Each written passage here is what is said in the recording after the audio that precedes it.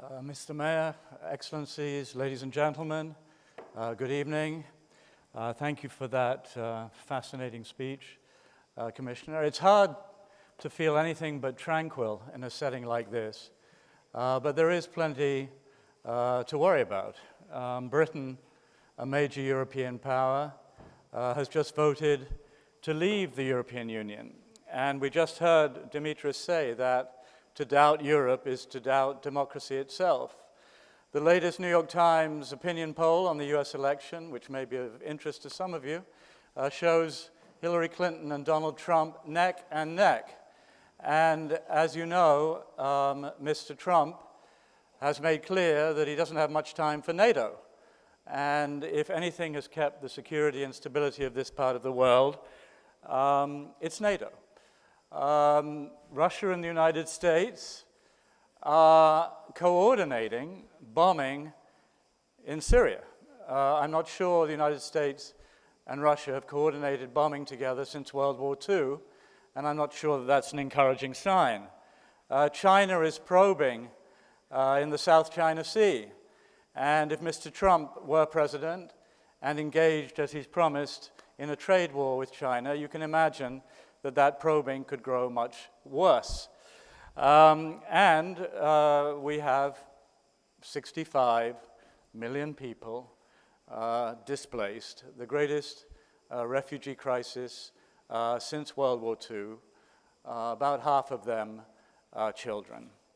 So Ken, when you look beyond what we see immediately outside here to this world that seems to me to be the most troubled and combustible that I've seen in my lifetime, how worried are you about further fragmentation, the erosion of democracy, and even the end of this post-war interlude of peace? Well, I'm very worried about the state of democracy in the world, Roger. And I think this rise of what you might call anti-rights politicians, we tend to say far right, but you find it on the far left as well. So I prefer the term anti-rights, but it's driven very much by a variety of fears. People are fearful economically because while the global economy has been very good for many, while certainly the rise of technology has helped us in many ways, we have to recognize people are left behind. And these people are resentful. There is a growing fear of terrorism, and the movement of people is only accentuating that. And there, frankly, are cultural fears, because what some of us view as kind of the wonderful living of multicultural New York or London or what have you, it can be threatening for some who prefer their original national culture. And that has come together making an environment that, frankly, has been ripe for the demagogues. They have been very effective at playing on these fears and blaming some of the basic values that have brought us here together in Athens. What worries me, frankly, is the unwillingness of so many of our political leaders to stand up to that. And that has been deeply disappointing. It's as if people are panicking and trying to figure out how can we appeal. What would you like to see more of? Some people are even blaming the press for even Christiane Amanpour was suggesting this morning there's this kind of false equivalence, and we should not place Mr. Trump and Hillary Clinton, for example, should not view them and criticize them in the same way. Yeah, I mean, beyond the fact that the Times is sponsoring this conference, I've actually been telling people that I've been very pleased with how the Times has been covering this presidential race. Because frankly, you've moved past the he said, she said kind of reporting. And I think very self-consciously have begun to do sort of, a truth-telling as you tell the story, which I think is frankly a more honest form of journalism. I realize you're a columnist, not a journalist these days, but nonetheless, that is a more accurate way of portraying things than just sort of neutrally saying what the two sides said. And you're seeing that not just at the Times. You see, similar efforts at the Washington Post and other quality papers. That is a relatively new phenomenon, though, and I think one driven by the exigencies of the U.S. presidential contest. In terms of political leaders, there are very few who are really standing up for the values that we're celebrating here. Who would you cite? Well, I think, I mean, here the Prime Minister, frankly, has been quite good about it. I think there has been Angela Merkel, Justin Trudeau. It's hard to go a lot beyond that. It's not a long list. Yeah. And I mean, you can find people here and there. But the dominant effort has been, I think, either to simply lie low and kind of, wait for things to calm down, or what's even more dangerous is sort of the Sarkozy phenomenon of mimicking the far right, and say, I'm going to be better at the far right than they are. And that never works. It ends up legitimizing these anti-rights arguments rather than rebutting them. Dimitris, you said correctly, in my view, that we face problems that cannot be solved individually. We have to seek joint European or even global solutions to the problems that we face. But on the very basic issue of this huge number of refugees and asylum seekers coming into Europe, there has been a basic disagreement of European Union states over who is going to take how many. And it's ended up essentially with Germany taking a little over 1 million and nobody else doing a whole lot, and a lot of Central European states just simply saying no. So what makes you optimistic about Europe? I never said that I'm optimistic. I thought you did. I said that I am determined, all along with many others, to fight in order to hamper this from happening. But right now, yes, it is true, Europe is at stake. And the European vision has started a long time ago vanishing. Now, I would like to link my answer to what you said before. There's a question. Crises give birth to leaders, or leaders are responsible for crisis? Why do I say that? Because if you take back a look in history, you will see that strong leadership we always had after disasters, after wars, after catastrophes. It was the moment that the whole world was making a step forward, a sort of reset. But this time, let's hope that the experience we have acquired throughout the last centuries, we're not going to make this mistake again. That's why I said before, men repeat history. Now coming to the substance of your question. You know that in Europe, and it is very clearly stipulated in the treaties, there are two basic principles: responsibility and solidarity. They are not only moral values, they are legal values, binding all member states, explicitly written in the articles of the treaties. So it is the moment for all member states to understand that they have to share responsibility and show solidarity among them and towards all these desperate people who flee war, persecution, in order to find safe havens in Europe. But several states have said to heck with that. It is true. So, in Europe, we tried, first of all, to convince them. Yeah. Because yesterday I was asked by one of your colleagues in Strasbourg whether we are ready to punish them. It's not a question of punishing them. It's a matter of reminding them their duty. Unfortunately, it has to do with some of their leaders. And let's make a distinction here. When we talk about member states and their governments, governments come and go. States remain. And I understand that when a member state took the decision to be part of the European family, they knew that at a certain moment they would be invited to show solidarity and responsibility. That's why right now we try a lot. And tomorrow in Bratislava is a very important summit. And I understand that President Juncker is going to put everybody in front of their responsibilities, because at a ministerial level, because the commissioner in charge of any portfolio is part of the so-called council once per month.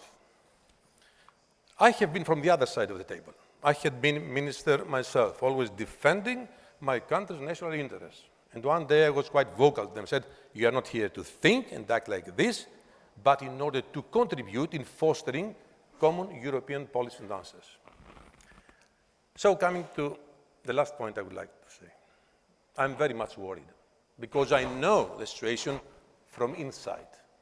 Well, you said and Europe, I said before. You said Europe is at stake. Yes. Europe is at stake. That is a pretty dramatic statement. Does that mean you fear that the European Union, what you described as, and I agree, as the greatest political, social, cultural, economic achievement of the second half of the 20th century, are we witnessing its unraveling?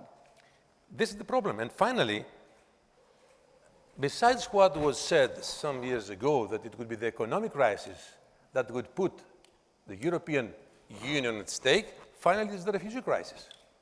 Because there we are all confronted with the core values of the creation and the existence of the Union. There is an institutional problem also in Europe. We all know that Europe is not a federal system, and it will never become, because we all say that we have a dream, one day we have a vision to see United States of Europe. Even Churchill had said that. And actually, he was the first to say he was the first one to say in Switzerland, if I'm wrong, after the Second World War. Here in Europe, everybody has, and everybody, not as a citizen, but a nation, has its own history, its own tradition. This has to be respected. But since we must always come out with some conclusions and proposals, I believe it's a moment to make a step forward and adopt a policy of functional federation in certain fields where we can really work together and learn how to coexist. Economy, defense, there is no common defense policy in Europe. We all remember that in its very first steps, the European Union, in the year 1954, created, or tried to create, two communities. The steel and coal, that finally gave birth to the European Economic Union, and the other was the European Defense Community. And the ones who had proposed it, actually it was France that had proposed it, rejected in the parliament. Now we have to go back to the beginning. Well, and that's Juncker a very was ambitious goal. Yes, but You said federalism, you're basically suggesting federalism without saying its name, if I understand you correctly. But let me ask you, something I'm a else. politician, sorry, Yeah. let's make it more vivid. I'm a politician. Yeah. And I'm not a I think technocrat. federalism is a very dangerous Yes, word in Europe. I'm not a technocrat. Yeah. It's dangerous in Britain, but not in Europe. But let me tell you something. Britain's not in Europe? Well, it was their choice. Actually, I could never imagine the European Union without the United Kingdom. But we must always respect the verdict of the citizens of the United Kingdom, although I believe some of them, they have already started regretting it. But that's another story. But I told before that I'm a politician, I have to tell what I really believe. I'm not a technocrat of Brussels. Yeah. When I was a young student, I was a member of the Federalist movement in Greece.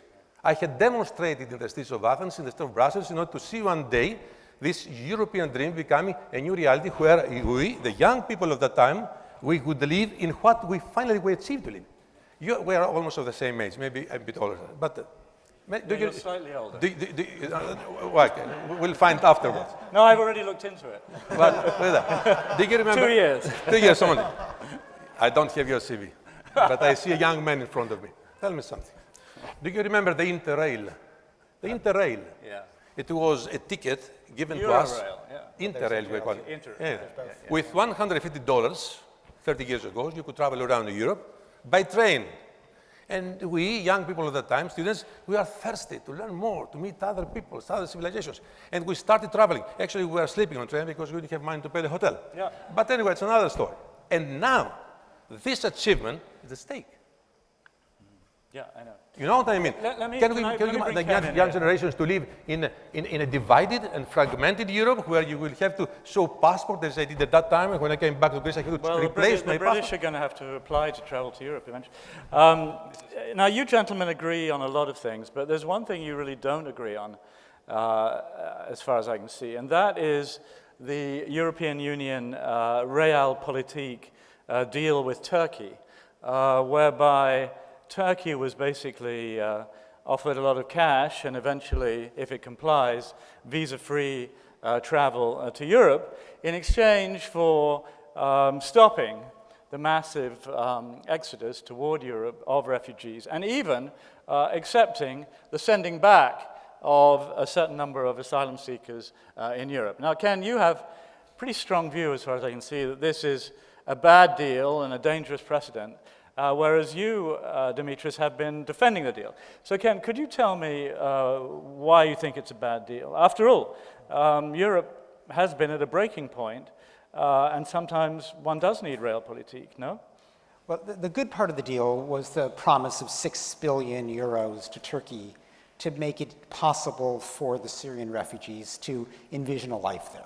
Because if they voluntarily stay in Turkey, so much the better. And many refugees do want to stay close to home in the hope that the war will end and they can actually return home. So that part is fine. The place where it was problematic is that this idea of taking asylum seekers who've gotten to Greece, they've gotten to the European Union, and summarily sending them back to Turkey, saying apply for asylum there. That was premised on the view that Turkey is safe. And the idea is that you can't shop around where you apply for asylum. You're supposed to apply for asylum in the first place that's safe.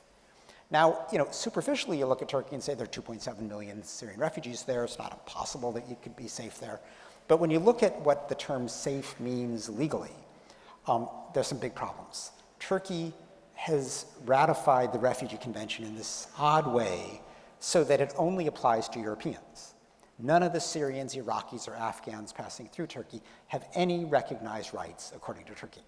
In fact, what's more is that the so-called principle of non-refoulement, that is the fundamental principle of refugee law that says you never send somebody back to persecution. Turkey's violating that today by blocking tens of thousands of Syrians inside Syria. Not to mention the fact that about half the people who are getting to Greece are not Syrians, they're Iraqis or Afghans.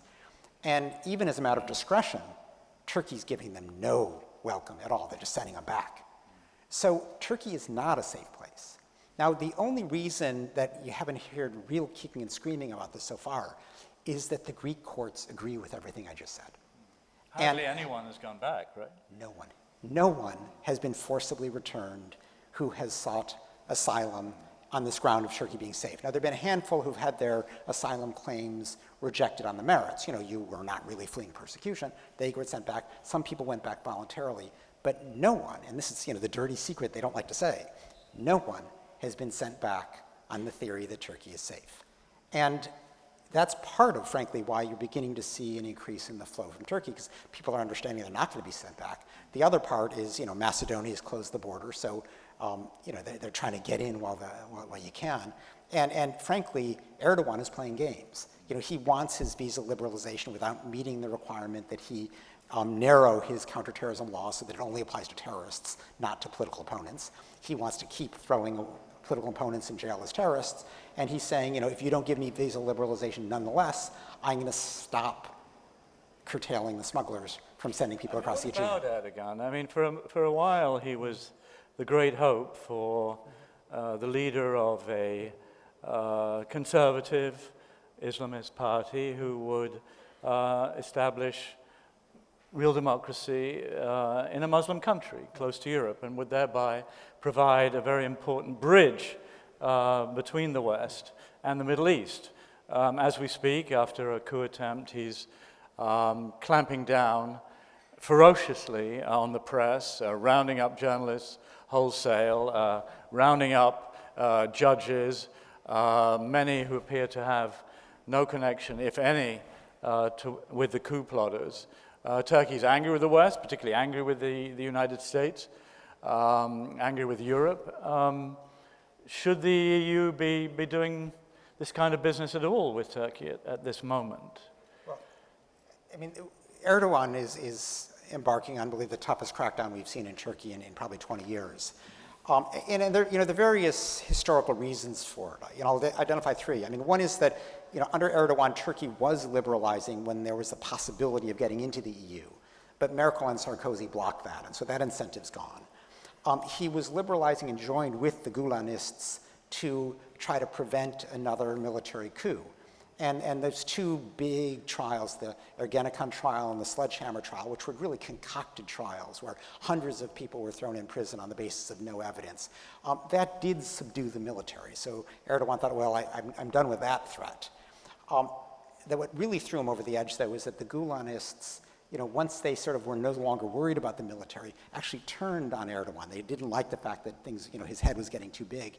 And that's when the Gulenists released the audio tapes in which Erdogan's calling his son on the phone and saying, "Get rid of the money, the police are coming." And that, opened massive war Erdogan between... didn't like that? He didn't like that. Can you imagine? So that was open warfare between the Gulenists and Erdogan. So now there was a coup attempt. It failed. And it does seem to have been led by Gulenists in the military, but Erdogan is using this as an excuse, a pretext, to crack down on any Gulenist, even teachers, people who had nothing to do with the coup. And he's now, of course, going after, alleged PKK supporters, journalists, anybody who is a critic. Dimitris, is this a good deal?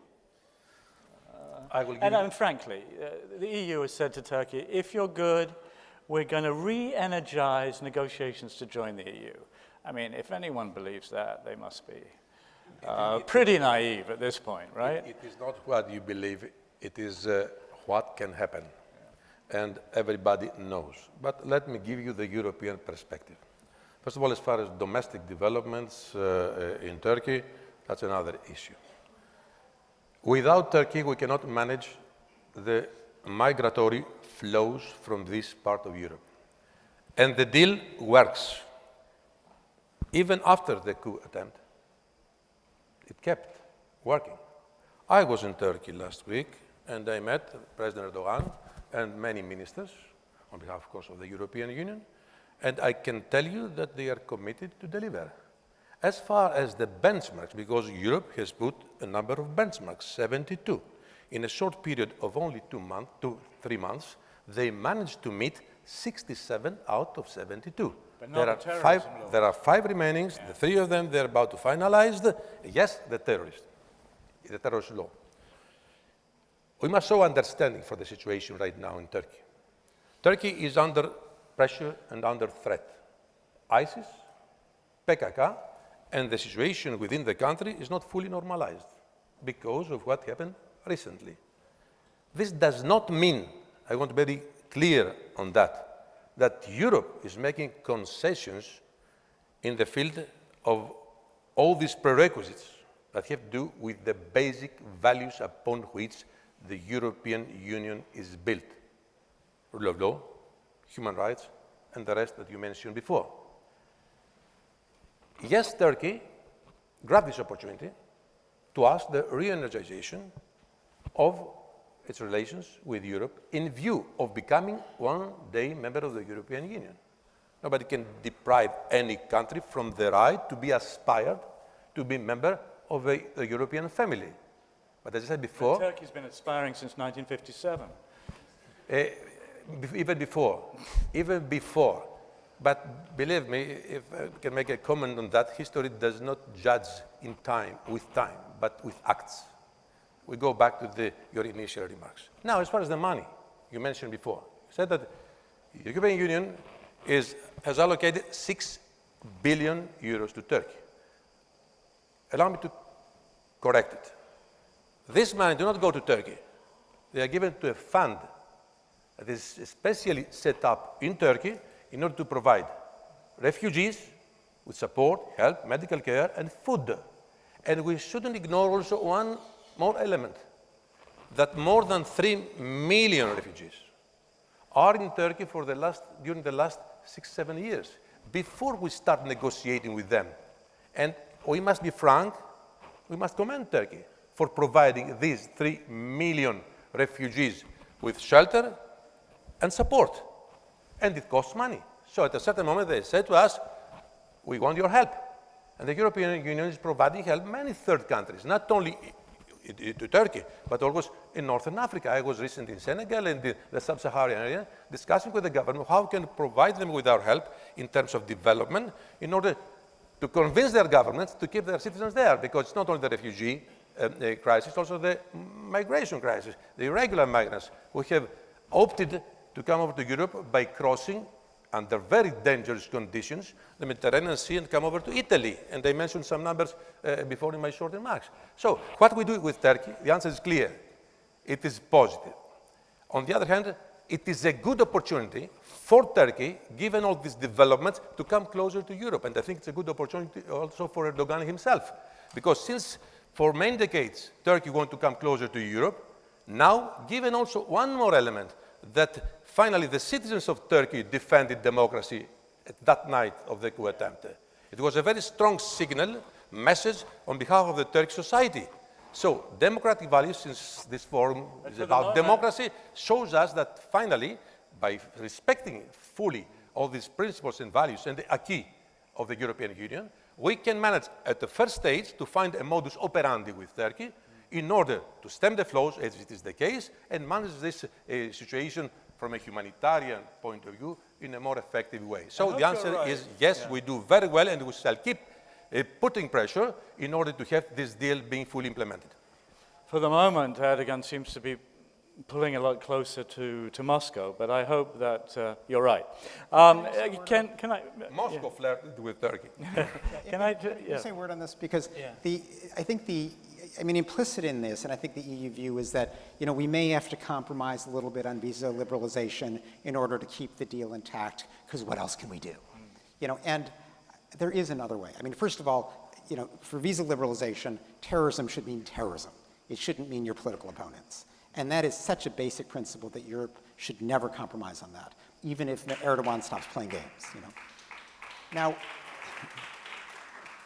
there is an alternative, because my premise in understanding what happened last year is that the political crisis that Europe faced was really one of perception because of the chaos in the Aegean. It wasn't one of capacity. I mean, 1 million people coming to Europe in 2015 was 0.2% of the European Union's population. That's a manageable number. But what you needed to do was to get rid of the chaos. And there is a way to get rid of the chaos. And I think the key elements are, first of all, you've got to address the atrocities in Syria that are driving people. John Kerry's doing it mostly wrong. That's a separate issue. 2, you do invest not only in Turkey, but also in Lebanon, where things are much worse, and in Jordan. There was recently a deal with Jordan where Jordan gets preferential trade access to the European Union if it employs Syrian refugees. That's great. That's the exact thing you want to do so that people voluntarily stay in the countries of first arrival. But some number are going to want to come to the European Union nonetheless. And in those cases, the way to create an orderly process is to screen people in Turkey, in Lebanon, in Jordan. And there's some big advantages to do that, because if you do the screening there, first of all, you weed out the security threats, you weed out the economic migrants. The people who are genuine refugees, you then can ask Barack Obama or Justin Trudeau or Not Barack Obama for much longer. But he's going to. I'd like to get to that, if I may. Okay, but no, my point is just that you can, if you have a light at the end of the tunnel, if you have a voluntary resettlement program, people are not going to get in the boats. Merkel has said she'll take 300,000 this year. That's a big number. It's not inconceivable you could put together, say, a global package of 500,000, and people are not going to risk their family life in a boat. They're going to wait until their turn comes up. And that allows for, meeting the humanitarian needs of the refugees without chaos in the Aegean, without the political crisis that ensued. Let's hope it moves in that direction. Ken, how worried are you about a victory of Donald Trump? And would you regard such a victory as a threat not only to the US Republic, but to democracy more generally? Unfortunately, I'm going to have to premise my answer to this by saying I'm the head of a U.S. not-for-profit, which is legally required not to take electoral positions. So I'm not going to directly answer your question, Roger. But what I will say is that we've heard rhetoric in this campaign that is antithetical to everything that I and my organization stand for. And this demonization of Muslims, of refugees, the blatant racism, these are all terrible rhetorical trends. And I fear that regardless of who wins in November, this has lowered the bar for what is politically acceptable. And I think there is some real repair work that is going to need to be done in terms of what it's okay for political leaders to say. Because this disparagement of what we all thought was basic civilization as being mere political correctness that we're going to cut through is horribly damaging. And there have been political leaders who have stood up against that, but there's going to be a need for much, much more of that if we're going to avoid the serious damage to rights, values, and the rights cause that has resulted just from the debate so far. How do you explain the rise of Donald Trump? Well, I do think, as part of what I spoke about earlier, that many Americans are unhappy with their lot in life. They feel that, they look at the coasts, they look at the cities, they look at the parts of America that are doing well, and they feel left behind. They got to blame somebody. So, they're same phenomenon in Britain with Brexit. It's the same as Brexit. It's the same as France. Frankly, there are not big differences between Europe and the United States in this respect. The Muslim threat weighs less in the United States, but then you have 11 million undocumented Mexican migrants, and so there just are substitutes to blame. None of this is for real. I mean, are these the cause of the economic crisis? Obviously not. There are much bigger things at stake that Donald Trump or his ilk in Europe are doing nothing about. I mean, these are people who have no political program. They have an attitude. And it is an attitude of rejectionism, it's an attitude of anger, and it speaks, ironically, to the relative prosperity of society, because the people who are angry, the people who are left behind, are not actually worried about where they're going to get their meal tomorrow. So they're willing to risk it with somebody who's actually going to make things economically worse, just because he's willing to articulate their anger. And that, emotionally, is where the American electorate is today.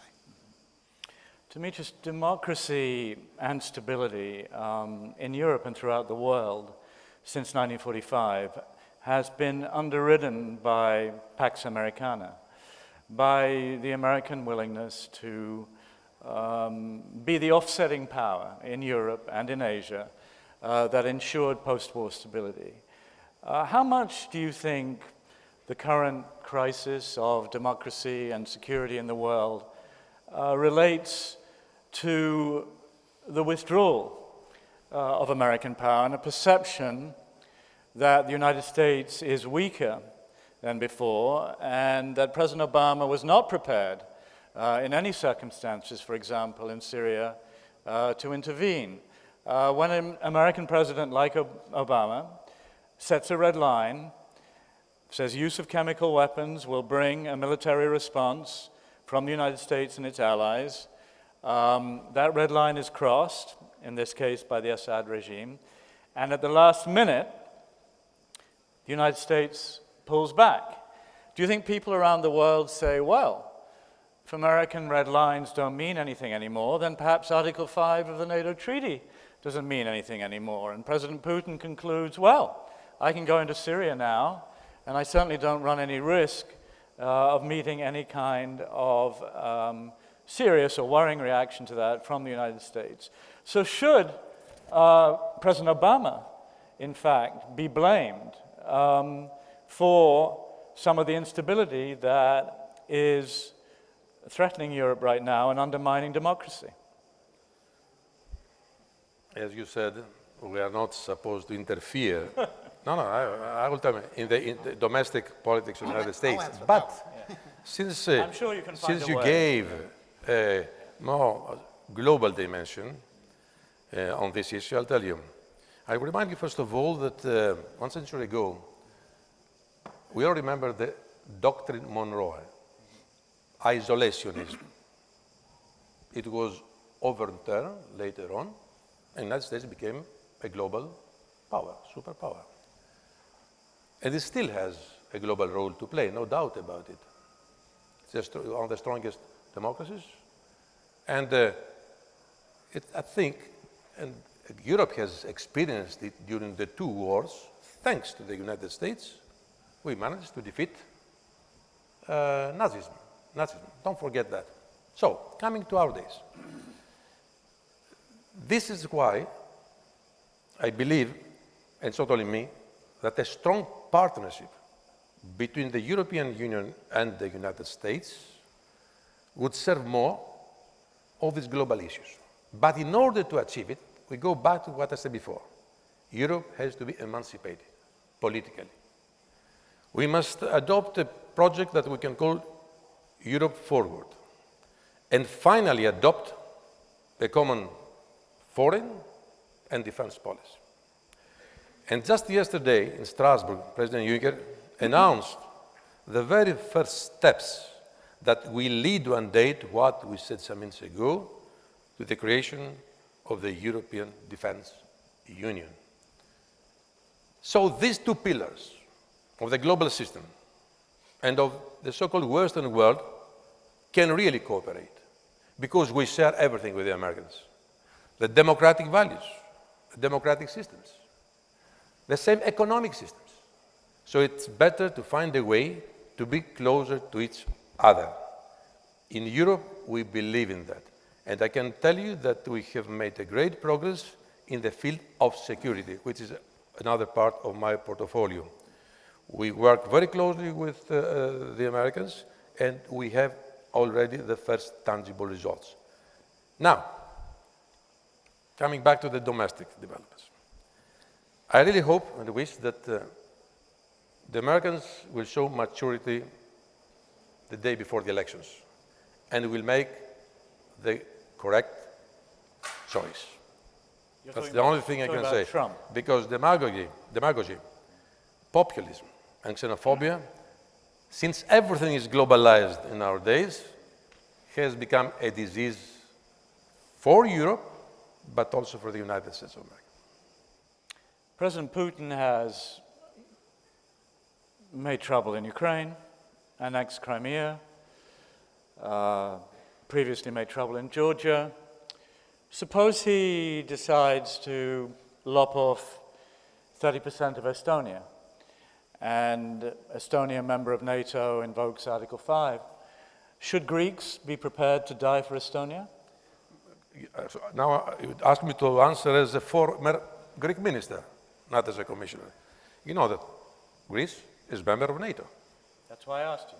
So everything is binding for Greece and for all member states of NATO, very clearly stipulated in the treaties.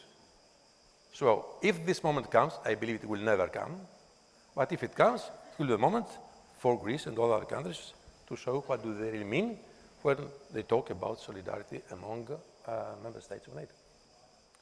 Ken, there's been quite a lot of talk about a post-fact society, and democracy, obviously, at some level, requires respect for facts, for truth.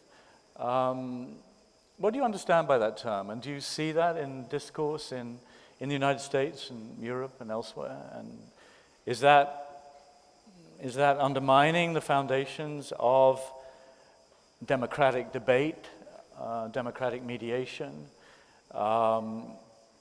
and making it impossible to get beyond the current polarization that we see in many societies? I mean, I think there are two things at stake. You know, one that I suppose happens in every election, which is that emotions prevail over facts. You know, that's nothing new right now. But what does seem to be new in kind of this electoral season is this disdain for expertise. And you know, I think it comes from... Disdain for expertise. Yes. You know, it comes from the perspective that experts are the elite has not served the people who are falling behind, therefore let's just be against anybody who knows anything, and we'll go with the facile populist explanation. Now, you know, what makes that dangerous is that expertise is needed, you know, not simply to solve complex problems. It's also needed to hold governments to account. I mean, one way to understand an organization like mine, like Human Rights Watch, is that we are a way to build expertise to hold governments to account. You know, people contribute to us so that we can hire people whose full-time job it is to monitor the human rights practices of a government. And that information is powerful, but you need to believe that that sort of expertise matters. If you throw expertise out the window, you actually are leaving governments to do their own thing. And that unaccountability, I think, is very dangerous, and this goes beyond simply who wins the election. It has to do with the entire democratic project. I'd be quite happy to take a question or two from the audience, if there are any. Yes, sir. I'm not sure we have mics, so why don't you just speak? Oh, we do have mics, so... I have to... Am I audible? Yeah. I have to put on the dock the commissioner here, Mr. Avramopoulos. I hope he won't take it personally, but his answers pretty much summarize almost what's wrong with Europe these days. He's been asked two direct questions, and he's pretty much circled around. When we have the refugee problem, and let's say Hungary and the visitor countries don't take any refugees, what is the European Union ready to do? Will it suspend them or not? That's one. That's what has been asked, more or less, by Mr. Cohen. The second is, are we to believe, after what we heard about the big man picture, that Turkey is actually fulfilling 43 of the 70-something criteria, with 40 teachers being dismissed, with public servants being dismissed from their jobs? This is a marriage of, utter convenience, and you should not be surprised if the young people of the European Union are very cynical or seeing it as a cynical cartel, right? Turkey is actually sliding toward authoritarianism, and we are supposed to believe that it actually fulfills some democratic criteria just to make a deal stick. First of all, I didn't avoid the question. I'll come back to that immediately. As far as the second part of your question is concerned, I want to be frank and clear. We can do nothing without Turkey's involvement. If we do not have Turkey on board, we cannot manage our European borders. So we must find, this is what I said before, a modus operandi with Turkey, and we have found it. If you don't know, I want to tell you that just yesterday, only 45 people, 45, managed to cross the Aegean Sea. The same month last year, it was 10,000. Does it tell you something? Yes, it tells you that if this deal collapses, next week you will have on the Greek islands more than 100,000 people. Do you want it? Answer me, please, to this question. If you are ready to accept it, please say that in public. If Europe was working, if quotas were working, they would not Let's go now. not be managed by an autocrat. Listen right to now me, played please. against each other. If Europe works, it was said something before. Well, I think, if I could I just say, I think that brings in the second part of this question, which is that really, how is one going to sanction? This summit is in Bratislava. Slovakia is one of the countries that is moving, if you like, in an Orban-type, nativist, nationalist direction, where the notion of mixed societies, of flux, of different creeds living together, which is really at the fundamental part of European liberalism and democracy. And as you said, Dimitris, they joined the family. Now, there can be differences in a family, but maybe not about the absolutely fundamental principles. So this is a very grave split right now in Europe. And I think this gentleman is posing a legitimate question. You can't be in the club and out of it. What are you going to do about this? All questions are legitimate, but the answers as well. Careful what you say. But the answers as well. So I didn't finish the first part. I just gave you. I just make a link between the two bits of this. I just gave you an answer to this question. So we work right now in order to have Turkey fulfilling its commitments. And the majority of these, you are very vague, you say numbers. No, they're numbers. There are 76 benchmarks. The majority of them have to do with democratic values. And I can repeat once again, the European Union does not have intention to make any concession as far as these basic democratic values have to do with our deal with Turkey. Now, coming back to the case of some countries. I said before, maybe you didn't take notice of that there's a difference, I make a distinction between governments and states. Yes, there are some governments who are very reluctant to be part of our deal within the European Union, because it's good to know that the decision was made by all member states in Luxembourg about 8 months ago to proceed immediately to this relocation and resettlement scheme. And the day after, yes, some governments said, no, we must find other ways to show our solidarity. And now we come to the core of your question. How do you address this issue? You know that Europe is basing its existence on consensus. On the other hand, yes, we have the legal tools, if necessary, if we reach that moment, to impose and even put sanctions. But we are not there yet. I was very clear before. There's the last mile to run before the implementation of what we all have agreed in Europe. If they do not agree at the end, as I told you, we have the will, we have the power, and we have the means. But we are not there yet. And we are not here to threaten, neither to start the blame game. On the contrary, and this is our job, I'm talking on behalf of the Commission now, to find ways for all member states to find a common solution. And we are there. Now, as far as the political dimension of your question is concerned, we said it before. We talked about it. The rise of xenophobia and populism is a problem for Europe and for the European democracy in general? Ken, I think, wanted to add a small thing, and then I'll take one more question, and then I think we probably need to close. Yeah, Ken? Well, this argument that we're not there yet is, it worries me, because that's what was said with Orban as he gradually dismantled the checks and balances on democracy. We're not there yet. And under the EU rules, the sanction is that you can suspend a government's voting rights. Now, the Luxembourg foreign minister yesterday said, let's suspend Hungary altogether from the EU because they treat their refugees worse than animals. But he knew that, that's a bit of a stalking horse argument, because he knew there's no way to suspend a country, but you can suspend its voting rights. But because the EU didn't do that, they weren't there yet.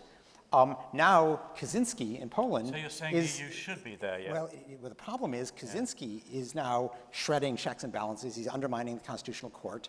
And it's hard for the European Union to invoke this voting sanction rule for Poland because Orban can veto it, because you need consensus. So having not acted on Hungary, they now find it harder to act on Poland. And that's where we are, because we're never there yet. So it's a cascade. What do you propose? I proposed acting on Orban. Like what? Okay, suspending voting. If he is completely violating the values and the rules of the European Union, what do they mean? You've got great rules for accession. And so the Copenhagen criteria are fantastic, and you watch how governments, in order to meet the Copenhagen criteria, improve and improve and improve. They get admitted, and then they are home free and can do anything they want, because Europe never invokes the sanction. Once you're in, they won't suspend voting rights. And as a result, you got this great hurdle you get over to get in, and then there's nothing to stop you from going downhill. That is not a good policy. It's difficult for Europe to kind of defend the values at home, let alone be able to stand up and say we're promoting human rights and democracy in the rest of the world when we can't even police our own 28. Don't forget the role of the citizens. I saw a couple of questions at the back there. I can see an arm with a sort of coral-colored shirt or jersey, and then a gentleman with a beard at the back. Thank you. My name's Millicent Scott. I'm from the Democratic Society. We are currently based in the UK. I'm British, sorry. Nobody's perfect. I was wondering if you could perhaps give us some advice about democracy. How do we differentiate between populism and democracy? And how can we reintroduce facts, whose facts, into our deliberation and our democratic debate? Thank you.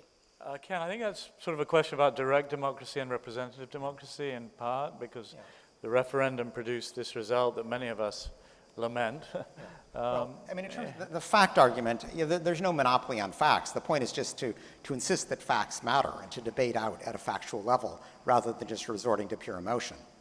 In terms of whose votes matter, leaving aside Brexit for a moment, there is a danger in equating, and I'm going to talk about this later this evening, there's a danger in equating majoritarianism with democracy.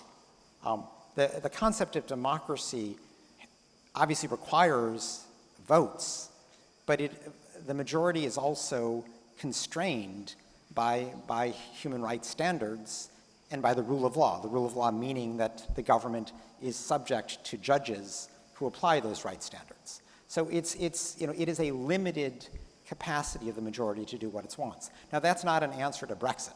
Brexit, there's no human rights problem with Brexit.